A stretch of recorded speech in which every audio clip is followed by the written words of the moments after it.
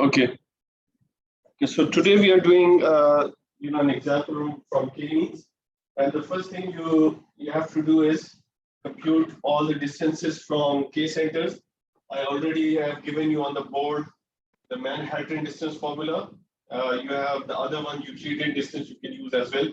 Now the next thing you'd be doing is identifying, randomly picking K centers. Again, K given to you in this case, but in reality, we have discussed it that you have to sit with domain experts and look at the charts, graphs, etc. to find out. Now, then you have to assign the nearest point to the K centers. You know what that means, right? You compare distances, whichever is closer, you assign to that. And then once you have those clusters with you, then what do? What is the next step? You must find the average of that cluster. That average will become the new center. And then you redo the process exactly the same, because now you have new clusters. You find the distance with the clusters, you find the nearest K, you assign the points, and find the center again. If the center remains the same, what do? If the centers don't change, you stop.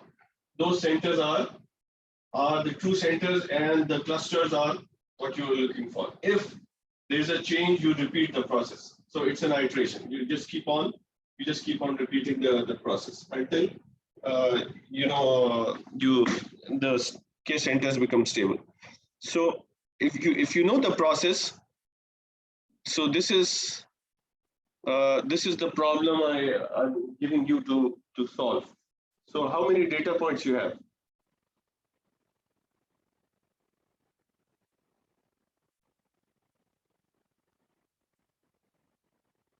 So how many data points you have? 6. A, B, C, D, E, and F. Okay. How many attributes you have? 2, which means in the Manhattan formula, what you're using, X, Y, Z, what? X and Y, right? So you know. Now what is the next step? Choosing the right center, choosing the center. So you need for that the K. What is K here? Now, while I have identified these centers, even in the exam, I'll give you centers so that you all go through the same process. But here, if you want to use these points as centers, it's fine. If you want to pick other 2 points, it's fine. At the end of the day, you should reach the same solution. Okay. So, what is the first thing? Assume that this was not given to you. What do you think we should have done before that? Assume this K wasn't given. So, K by what process? Imagine we don't have domain experts. I told you 2 things. I kept on telling 2 things. You can talk to domain experts, and you need to look at. You have to look at the graph.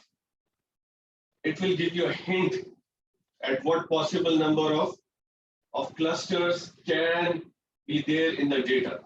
So next time, do not forget about this, right? I will still, even after giving this, I'll still ask you, how would you find out? Do you think this, or I can ask, do you think it's reasonable? So what is your answer to that? We'll be plotting the data, and then we can reason with that what we see on the graph. So what should be your first thing you'll be doing right now? Plot. Just do a rough plot and tell me how the data looks like. Okay. So draw a graph. See the maximum value is around, let's say 5, 7. So let's just plot on a scale of 7 to 7. Okay.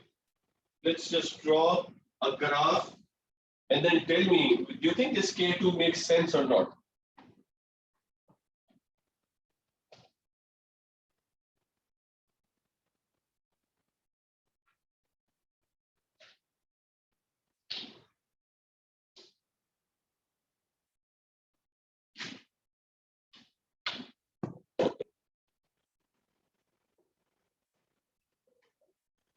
As you like. I said if you want to do it collectively, it's fine. If you'd like to do it alone, that's fine. In the exam, you eventually have to do it alone, right?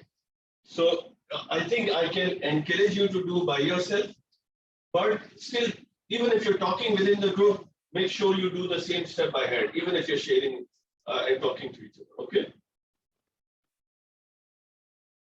So do the plot first and show it to me, and then or argue with me that look, this is what I see, and this K is unreasonable. We should have like K3 or 4 or this makes sense.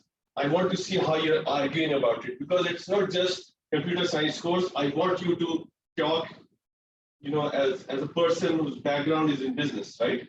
So it's context and meaning. These things are more important to us than just the running the algorithm.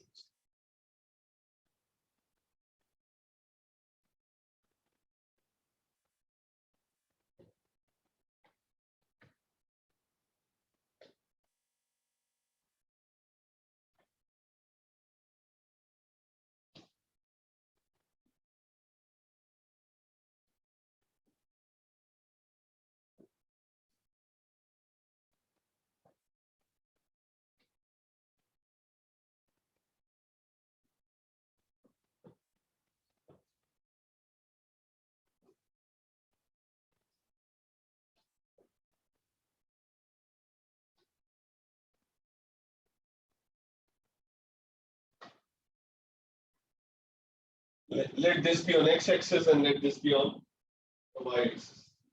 By the way, it doesn't matter if you flip.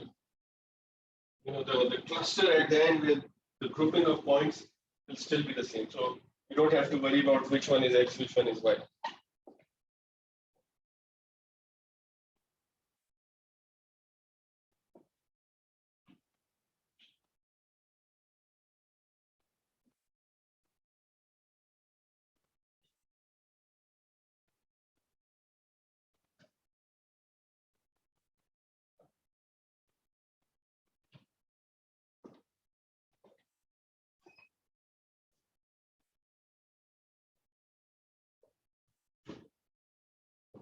Anyone able to complete the graph?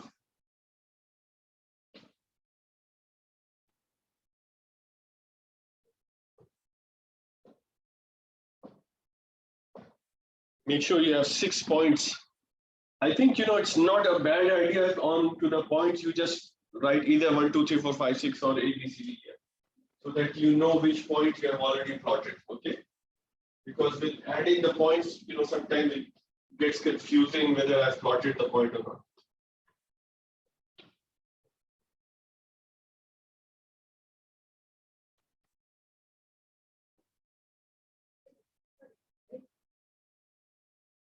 Can you show me what you plotted? Even if they are close, it's fine. It doesn't matter. We are not concerned with whether they are close or far.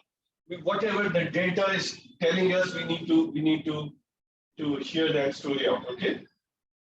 We need to learn from the data. So that's the part. It doesn't matter whether it's close, far, very far. Whatever is there in the data, we want to learn.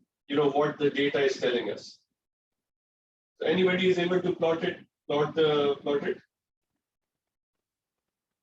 Some of the points are close. It's fine. There's no problem with yes. Okay. Three cluster. Can you show me what you plotted?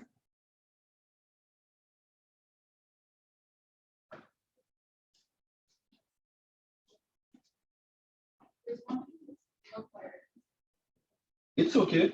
It's okay. But when we are doing K-means, normally, I think it's a good thing that you raise this point. Normally with K-means, we are not looking for outliers. Okay.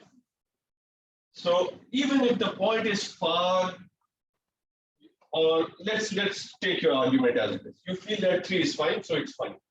I'm not going to disrupt your way of thinking. Yes. Okay, I think this is what she is thinking as well, right? The answer is yes, it can. But the answer lies whether, so let's just at least argue at least 2 K values that are like potential contenders for K. So what do you suggest? No. I'm just saying the number of clusters. So two possible values for K that you would like to try out. 2 and 3, at least we agree to that. Let's just leave it to the domain expert, because what we'll do is we'll try both out. Because once we see the grouping, then we can understand the meaning of clusters after looking at it. Okay. Right now we are making too many assumptions. The real idea is to look at the groupings and see, what those groups are telling us. Maybe not from this example, but in real examples, when you have a context behind you, then you'll be able to say, this 3 is making more sense, or this 2 is making more sense. So interpretation. Say that again. Absolutely. It is like we are talking about something between science and art. Context is very important when you're analyzing it. So in terms of running the algorithm will run on K2 and algorithm will run on K3, right? So it boils down, or at the end, you have to understand what this story is coming out from this grouping, okay? So if the grouping, whichever story is making more sense, especially for the domain experts, that's what we'll go with, okay? Yes, you agree with that? Okay, so you're thinking like two of them, right? Which is fine.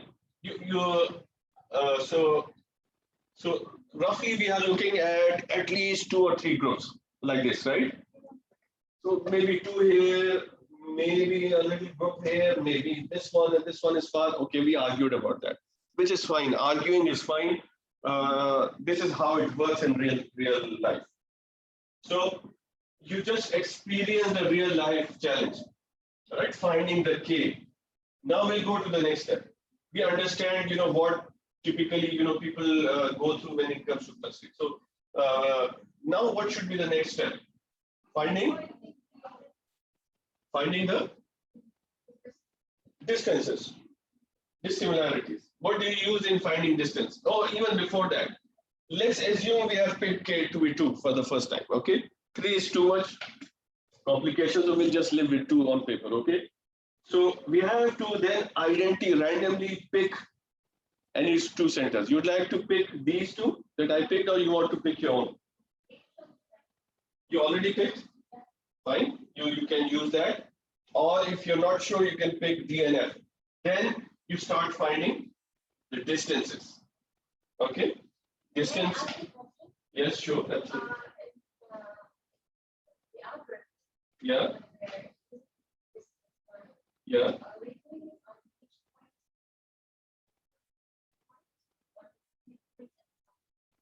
No. What you're doing is, in this algorithm, you're just doing all points against the centroids. Okay. There are, software which allows you to find the full distance matrix. Okay. But here you don't need that. If you want to compare A and B, we don't need that. We are not going to use it. Okay. What we are concerned with is finding the distance between a point and the randomly picked centroid. Okay. So you don't have to worry about finding all the distance until I ask you to create that distance matrix. Then you go with all, right?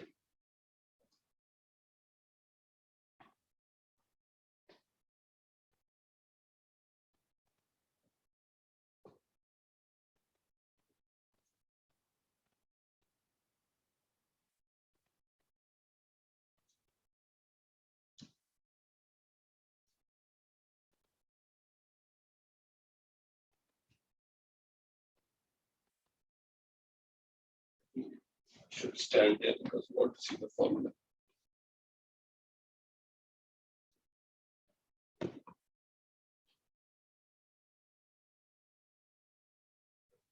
Yes. I don't know. I hope I'm standing there.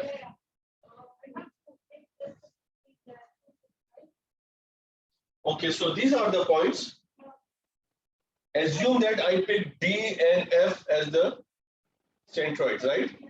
So now I start with A, B, C, D, E, and F and find its Even with the same means, you know the answer. With itself, D with itself, what is the distance? So just write 0. Okay.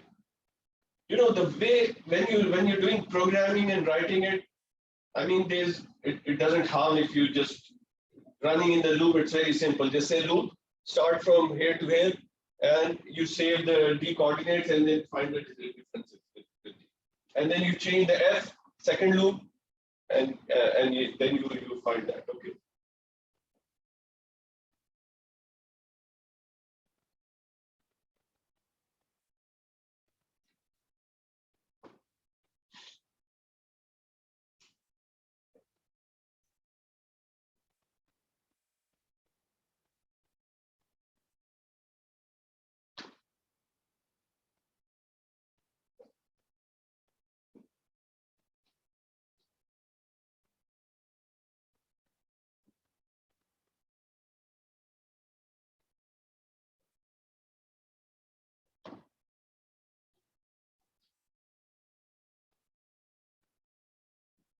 What project you did in your Python? In Python course, what was the project you did? EMD? What? You remember what you did? Did you not remember what you did in your Python course? Sorry? Was it like different graphs coming and so on? That's EMD, empirical mode decomposition. I was just trying to recall because we actually asked one year to program K-mean clustering. So there was one batch which actually programmed what you're doing right now by hand.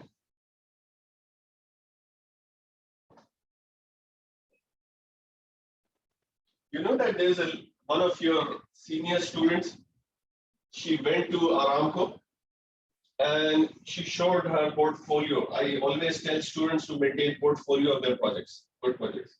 So she showed that she programmed EMD, and incidentally, we also did EMD there. And the Aramco got really excited. She was immediately hired, and they were actually hired. Say, where have you learned these things? So just please maintain your nice work with you. Don't lose it, okay? And she actually that was the difference when she sat in the interview. She showed, and she messaged me, look, thank you, we did that, and this was the turning point my interview, and they all got very excited. They immediately stopped to say, just join, and we'll do things like that even in future. So don't lose your good projects. Keep those things with you, okay?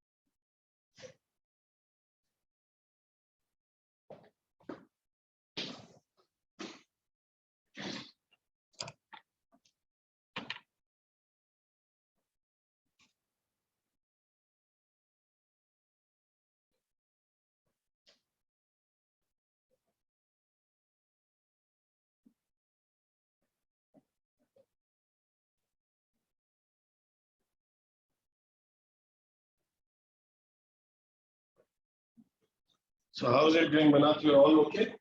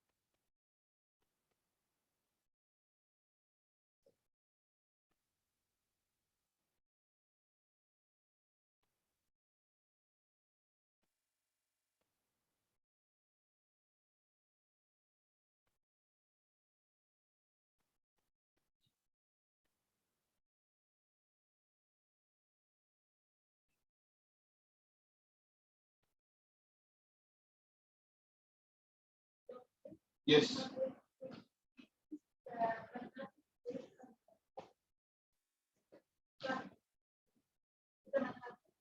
This is Manhattan. And if you want to know the other one, can somebody help me write the other one? Yes. You have to square it first. And then you do. This is called Manhattan. And this is called the Euclidean. Okay? You need to know both. Because in exam, anyone can come. Sorry? We hope that because they both work in a slightly different way. But majority of the time, they lead to the same result. You understand what I'm saying? Majority of the time, it's a hard answer to give. They can be small differences, okay? But majority of the time, when you pick both, they lead to the same answer, except for few points here and there, okay? Yeah, I'll identify that you please use Manhattan or please use Euclidean distance, okay? But please at home, if you're trying, you're trying Manhattan right now, please make sure you do that as well, just to make sure you know how your calculator is working and so on, okay?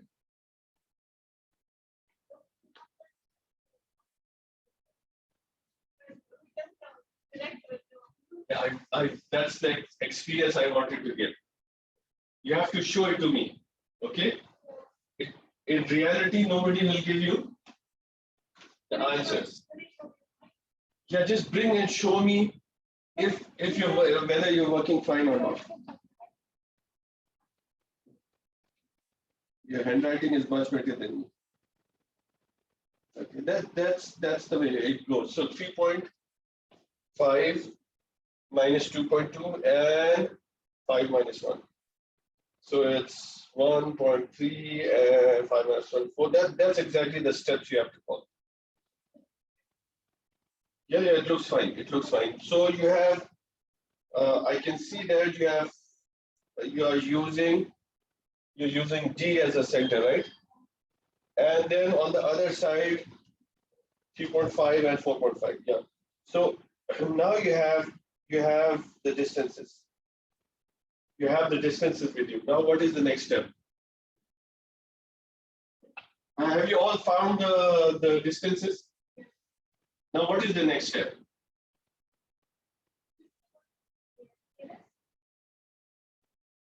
Yeah, you have to, let's go to the algorithm. Let's say what it says. You need to remember what it says. Then this is what you have to do. After distances, you have to assign. How do you do that? Can some others show me the list?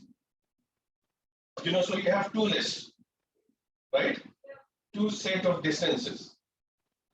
Distance with, let's say in this case, if you're using the same centroids,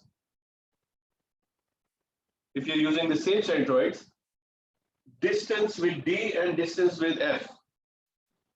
So which one, the next step is to find out which one A is closer to D or A is closer to.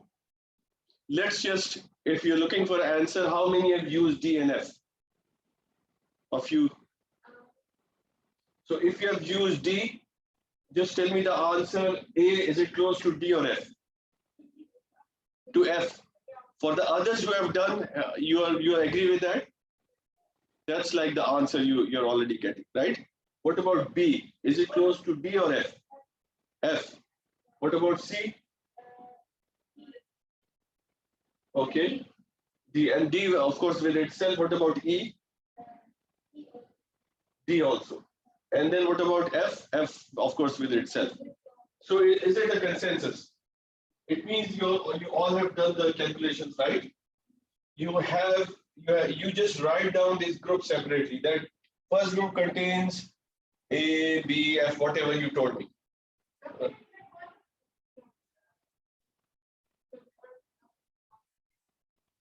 From the graph,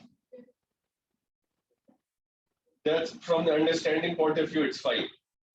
But in real data, this is a learning example.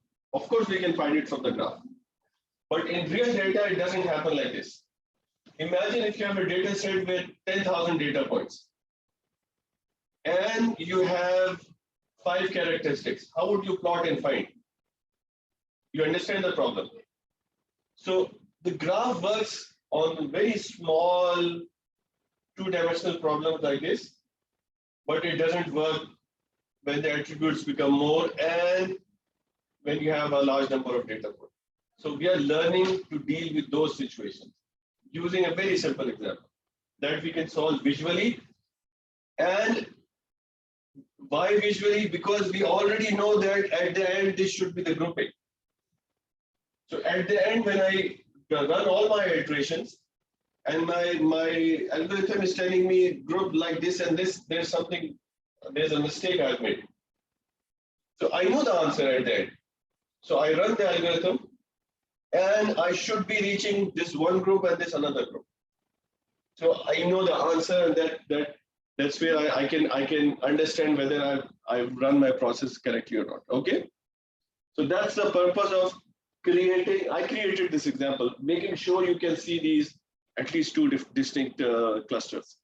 So you know the answer already, and once you run, after running the algorithm, if you are reaching this, then you know that your answer is correct, right? So it's like a testing for your algorithm. So can you tell me again what was the group? What with D and with F, or I should be just calling it, or just tell me the points. No. Just tell me A belongs to which group, D or F? F. Okay. A. What about B? What about C?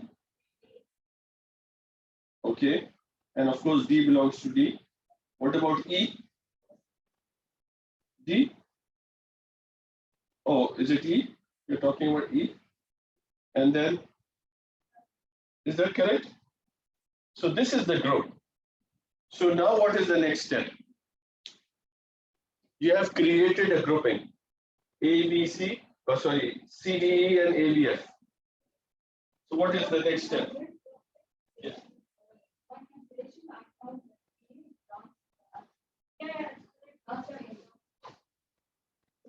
You use the same tool? And others agree with that? Okay, so this is a good thing that you're using the same. So okay, because it's actually there, which is fine.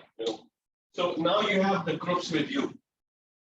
Now what do you need to do? Find clusters are already there. The new center. How do you find new center? Averages. Can you find the average and then announce in the class whoever finishes first and see if all agrees to it?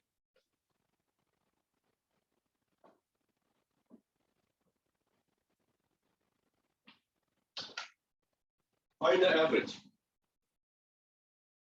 So how are you doing the average? You do X coordinate average, you do Y coordinate average, and then how many points are there? So you'll be dividing with 2. Here you'll be dividing with 4. I know it's a painful process, but once you understand the mechanism, we'll be using the software. But you need to understand how it is done. That's why we are doing it by hand, okay? I'll ask you something after this.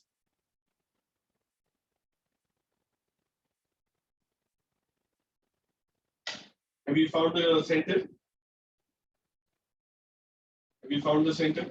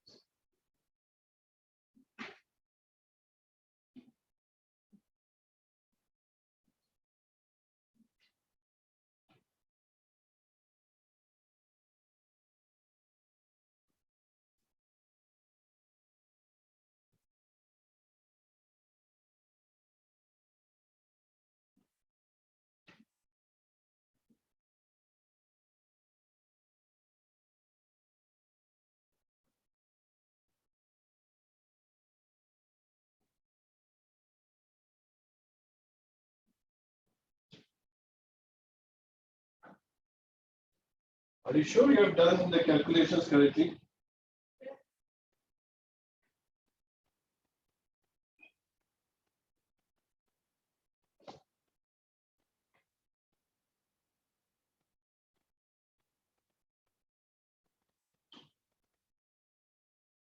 That's one ugly cluster.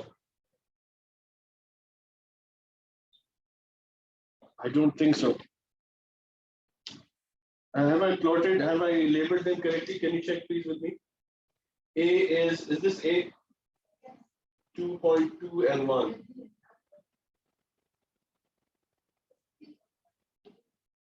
This is D?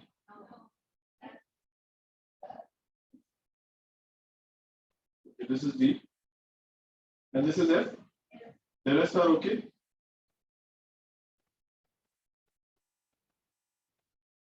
Still, it looks very odd.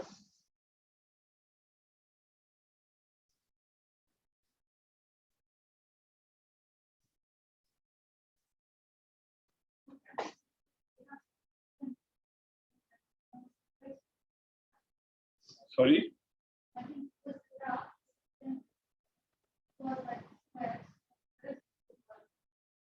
Oh yeah, the x-axis is like stretched.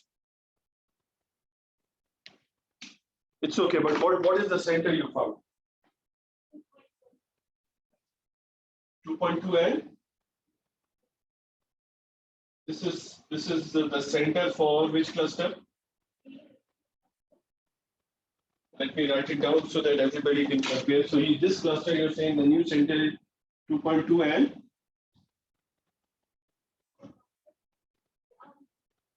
yeah, the average for X and the average for Y. Okay. 6? You're saying 6? And with points C, okay. C and D, right? Yeah, so average is 6, it's fine. It's 2.25? Oh, 4.25. Okay. What about the next one? This one?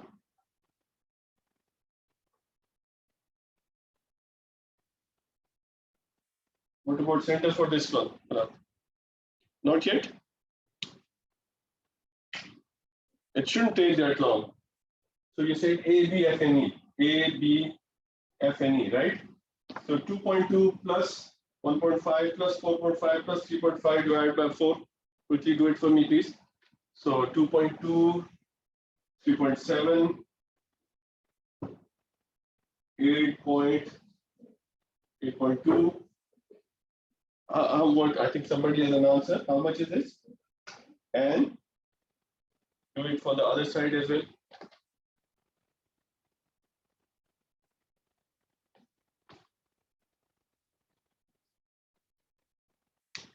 Four or something? 4 point something?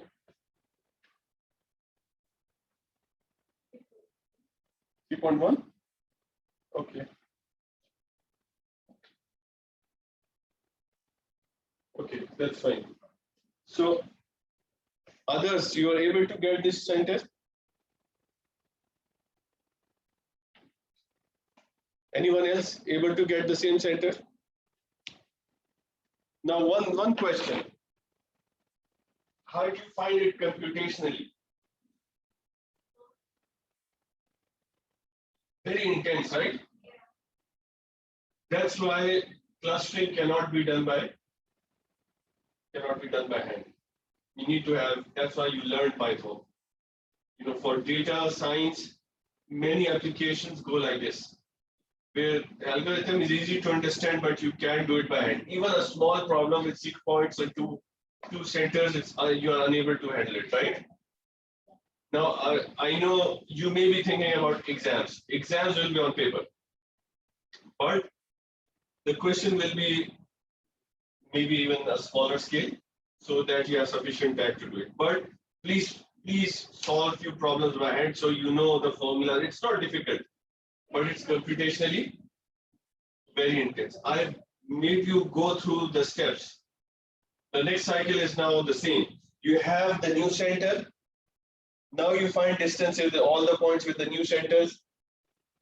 You know, put points in the right clusters. Find the average. If the average change, these averages change, it means you have to go through one more cycle. If the next time, imagine the average doesn't change, it means you stop. Okay. Now, if we are going to stop doing it by hand now. Okay. Next class, I want you to install Orange. And please bring your laptops here. I'm going to give you some real data sets with real data points, with a large set of data points with so many attributes. Okay. I'm going to show you how easy it is to run clustering, and then we'll focus more on analyzing the output. Here we are not even looking at the output. We're just running through the algorithm to get to the answers, right? To get to the clusters, but there we'll try to interpret the clusters, okay? Which is like the real thing we are expected to do. But the reason again for doing it like this, you understand how it is coming. Okay? So you're all okay with it? You all understand the method very well? I hope that you do practice. I hope you do not make those silly mistakes. Yes.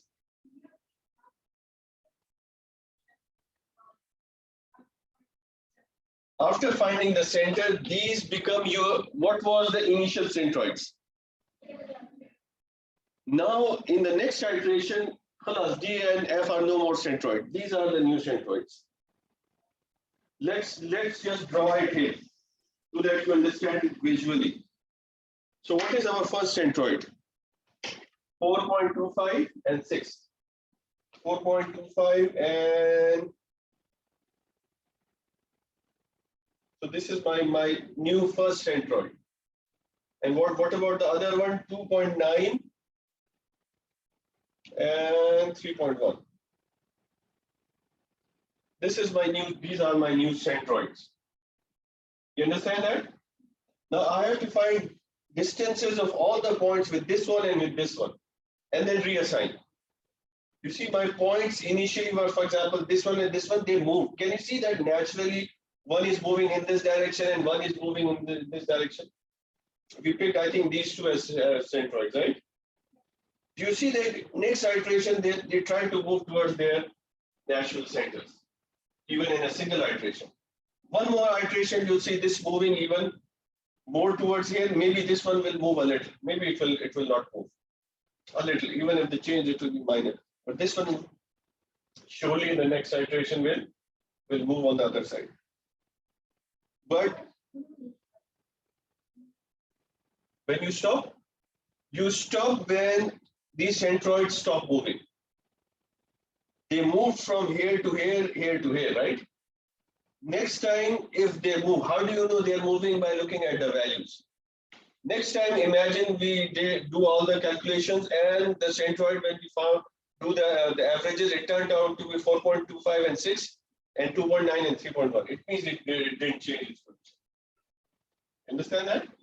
Now we say that these are the centroid and these are the clusters we are looking for. So even if you do it 100 more times, they will not change.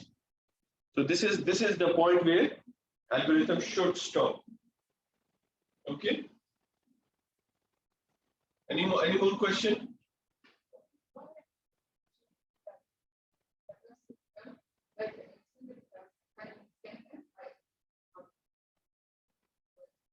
You mean at the start?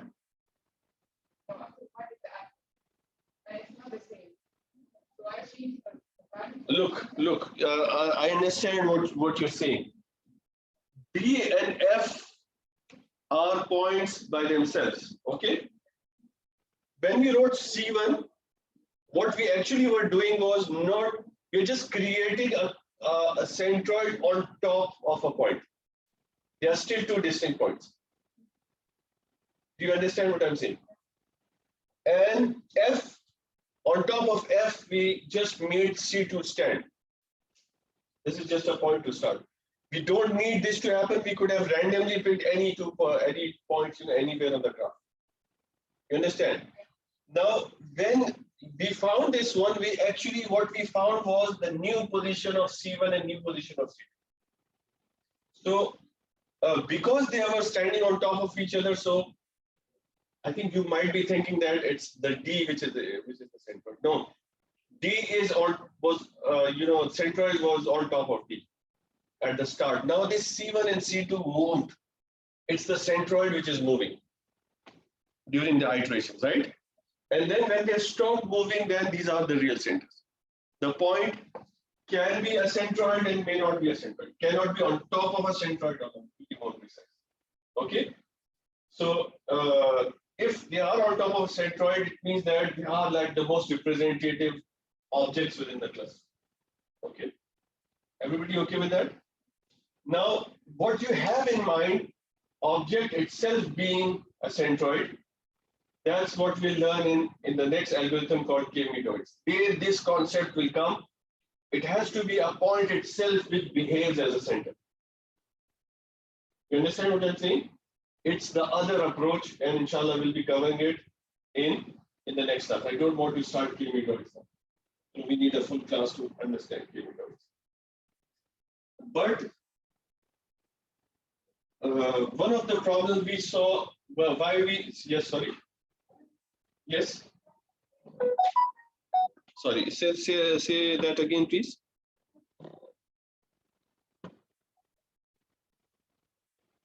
At the end, you'll still reach the same point. Starting point doesn't matter anywhere on the graph. I could pick even here and here. It doesn't matter. But what the algorithm suggests to ease out the choice is just pick one of the points as a starting location. It does not mean that that point becomes itself the centroid, right? I have to pick. So randomly, what should I pick? Say, let's just pick something on the points. Now they don't have to be C and D. It can be A and B. It can be A and C. Any two that you like. At the end, if you're not reaching the same point, there's some problem during your calculation. But if you do the calculations right, the end result would be the same. So what would be the difference? If you pick different points, it's not the end result. It's the number of iterations you do. Now imagine I pick this point as a starting point and this point as a starting point. You can imagine I'll reach the center pretty quickly. But if I pick this point and this point as a center, just takes a longer process. It will take longer to reach the natural location, right? So it's not, end result will not change. End result has to be the same. You know, even if you run the algorithm 100 times, you'll still reach the same point. But if you, the choice of points actually can affect the computational time, right? So if you're picking very odd points, you know, the algorithm may run a little longer or a little shorter. Any other question? Okay, so we'll stop for today, and please next time bring your laptops with the orange installed. Okay. So if you don't have any other question, we can stop for today. So say that again, please.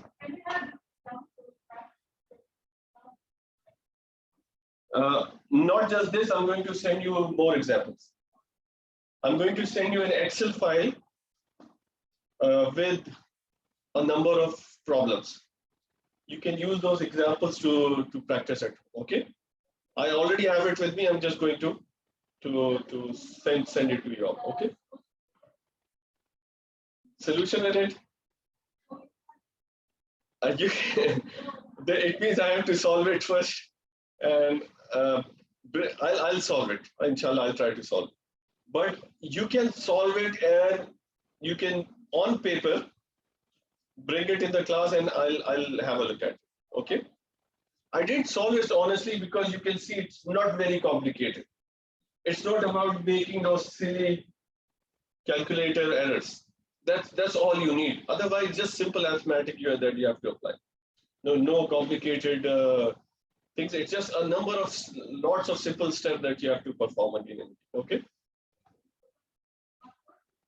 I'll upload it in the Blackboard, and Dima is here.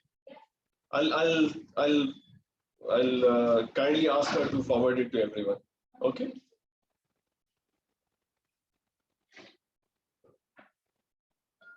Okay. Thank you, everyone.